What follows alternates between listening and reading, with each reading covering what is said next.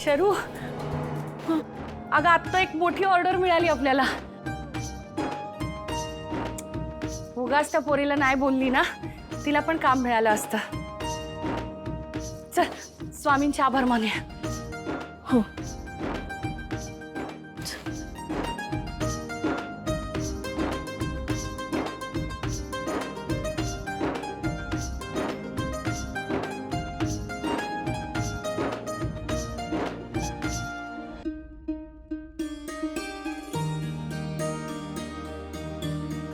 मी निघतच होतो ते मी स्वामींच्या पाया पडून आता झाले निघतो आता.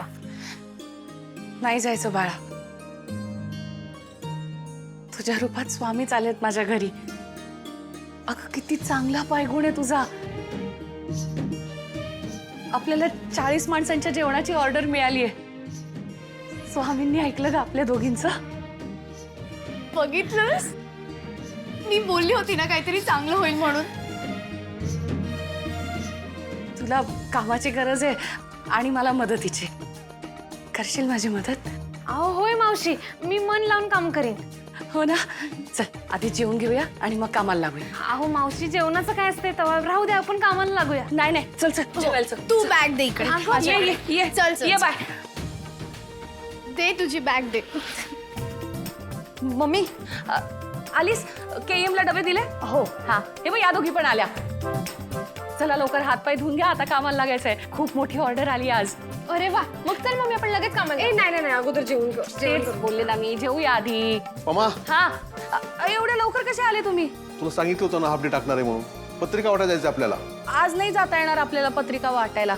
खूप मोठी ऑर्डर मिळाली आपल्याला. अरे वा. ही बघा ही कमळी मला कामात मदत करणार आहे. बर बर बर, ऐक ना, खूप भूक लागली आहे. हातपाय धुवून घ्या. हा.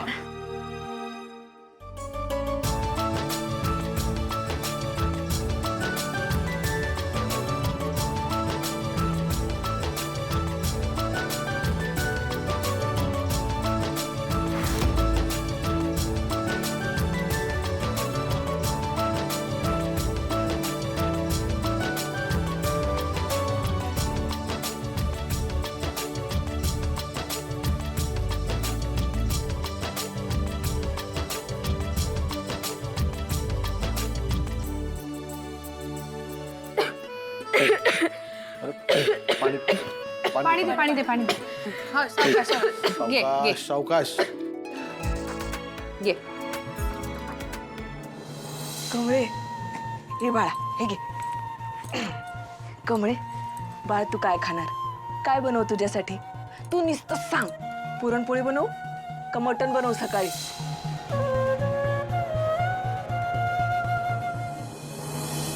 मयू, जेवण झालं ना की सतीश काकाकडे जा आणि त्याला सांग की टॅक्सी लागणार आहे म्हणून. हा, इतकं आनंदानं भरलेलं घर आहे यांचं, कुणाचीच नजर नको लागायला. आपल्या मुलाला पहिलं कॉन्ट्रॅक्ट मिळावं, टेंडर मिळावं म्हणून तुझ्याबरोबर काही स्पेशल सेटिंग करायला पाठवलं नव्हतं ना या बाईनी? जरा विचार करून बोलत जा. तसंही इनामदारांना हे सगळं करण्याची काहीच गरज नाही. बाय द वे, तुमचा मुलगा माझ्या मुलाशी बोलायला आला.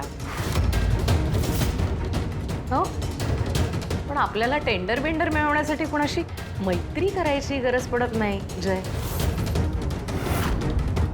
Same year. ऋषीला सुद्धा टेंडर मिळवण्याकरता कोणाशी फ्रेंडशिप करण्याची काहीही गरज नाही. अगं आम्ही फक्त बोलत होतो. आस. काही लोकांचे प्लॅन्स पटकन लक्षात येत नाहीत तुझ्या जय. तू जरा थांब, तुझा गैरसमज होतोय. Just wait. माझ्या मुलासाठी टाळ्या वाजवायची तयारी ठेवा, म्हणजे हे लक्षात ठेवा. घोडा मैदान जवळच आहे. कमॉन गाईस. चल.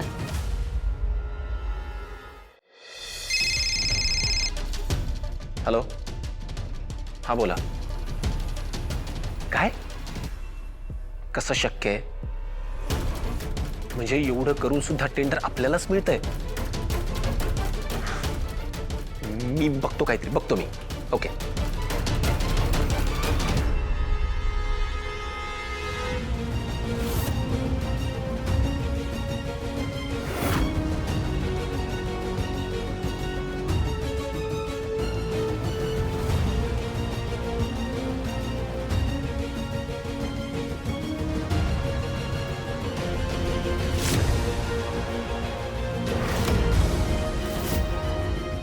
आता बघू खेळ कसा फिरतो ते.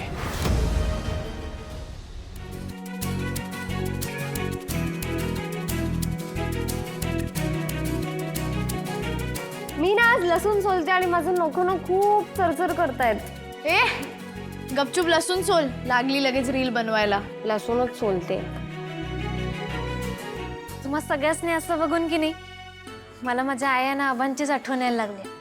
आम्ही बी गावाकडच्या जत्रेत असंच सगळे मिळून काम करायचो. आईची आठवण येते.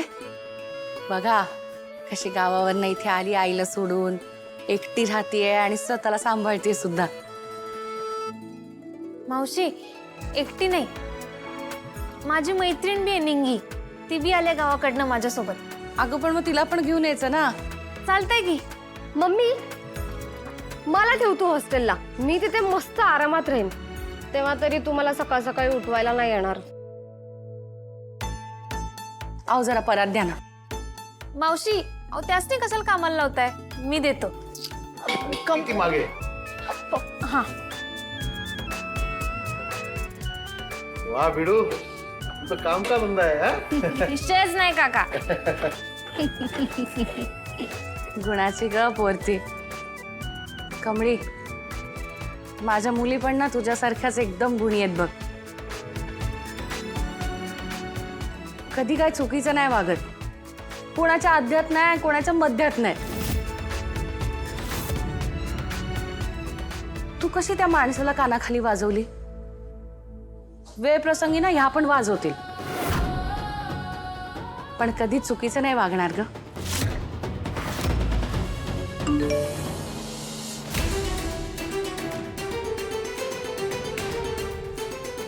आशुताई, आशुताई काय ग?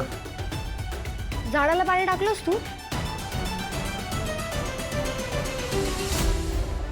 नाही आलीच मी. कशी करते काही खरंच. राहू देत राहू हळू हळू. अनु जरा पेपर आणून दे. मावशी मी आणतो. कुठे ठेवल्यात? बाहेर ड्रॉवर मध्ये.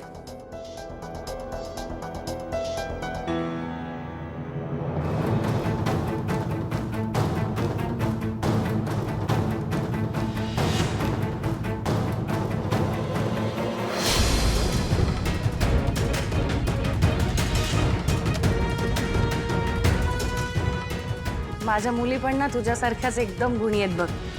कधी काय चुकीचं नाही वागत, कोणाच्या आध्यात नाही कोणाच्या मध्यात नाही. म्हणजे काय विषय? इकडं मावशी काहीतरी वेगळं सांगायला आणि समोर तर काय वेगळंच दिसतंय. लेडीज अँड जेंटलमेन, या वर्षातील या सर्वात मोठ्या प्रोजेक्टचं टेंडर